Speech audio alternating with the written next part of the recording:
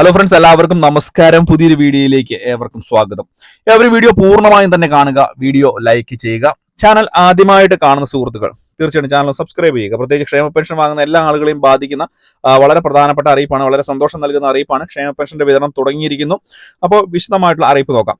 അപ്പോൾ ഫേസ്ബുക്ക് വഴിയാണ് വീഡിയോ കാണുന്നതെങ്കിൽ തീർച്ചയായിട്ടും നമ്മുടെ ഫേസ്ബുക്ക് പേജ് കൂടി ഒന്ന് ഫോളോ ചെയ്ത് വെക്കുക. വീഡിയോ ഷെയർ ചെയ്ത് പരമാവധി മറ്റുള്ള ആളുകളിലേക്ക് എത്തിക്കുക.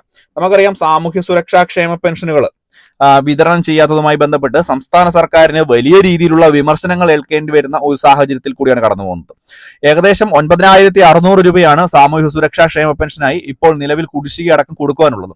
പക്ഷേ നിലവിലത്തെ സാഹചര്യത്തിൽ സംസ്ഥാന സർക്കാർ തുക വിതരണം ചെയ്യുന്നത് കടമെടുത്തുകൊണ്ടാണ് എന്നുള്ളൊരു കാര്യം പൊതുജനങ്ങൾക്ക് അറിയാവുന്നതാണ്.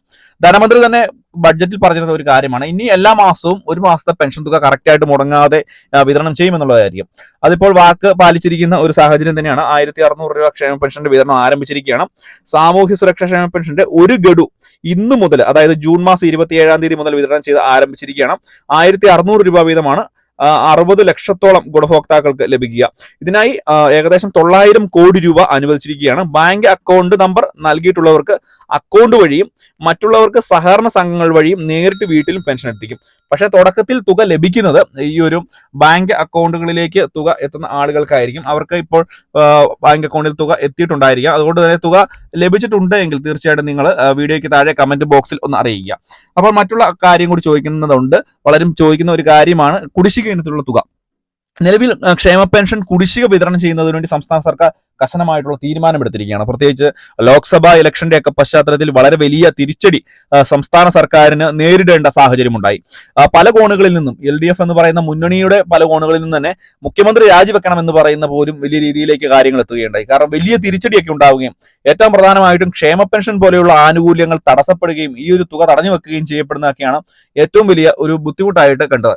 അപ്പോൾ ഇതിനൊക്കെ ഒരു പരിഹാരമായിട്ട് സംസ്ഥാന സർക്കാർ ഇപ്പോൾ മുന്നിട്ടിറങ്ങിയിരിക്കുകയാണ്. ഈ ഒരു കുടിശ്ശിക ഇനത്തിലുള്ള ക്ഷേമ പെൻഷൻ തുക ഉടനെ തന്നെ 2-3 ഗഡുക്കളായിട്ട് ബാങ്ക് അക്കൗണ്ടുകളിലേക്ക് എത്തിക്കുവാനുള്ള നടപടി ഊർജിതമായിട്ട് തന്നെ തുടങ്ങിയിരിക്കുകയാണ്. കടമെടുത്തുകൊണ്ട് തന്നെ തുക വിതരണം ചെയ്യുക, അല്ലെങ്കിൽ 2-3 ഗഡുക്കളായിട്ട് എന്ന് പറയുമ്പോൾ സാധാരണ രീതിയിൽ ലഭിക്കുന്ന ഒരു മാസത്തെ തുക നിങ്ങൾക്ക് അതാത് മാസത്തിൽ ലഭിക്കും. അതുകൂടാതെ തന്നെ 2 മാസത്തെ തുക അധികമായിട്ട് ലഭിക്കുന്ന ഒരു നടപടി. അപ്പോൾ ഇതിനുള്ള ഒരു സാഹചര്യമാണ് സംസ്ഥാന സർക്കാർ ഇപ്പോൾ ആലോചിക്കുകയും അതിനുള്ള നടപടികളും ഒക്കെ ആയിട്ടാണ് മുന്നോട്ട് പോകുന്നത്.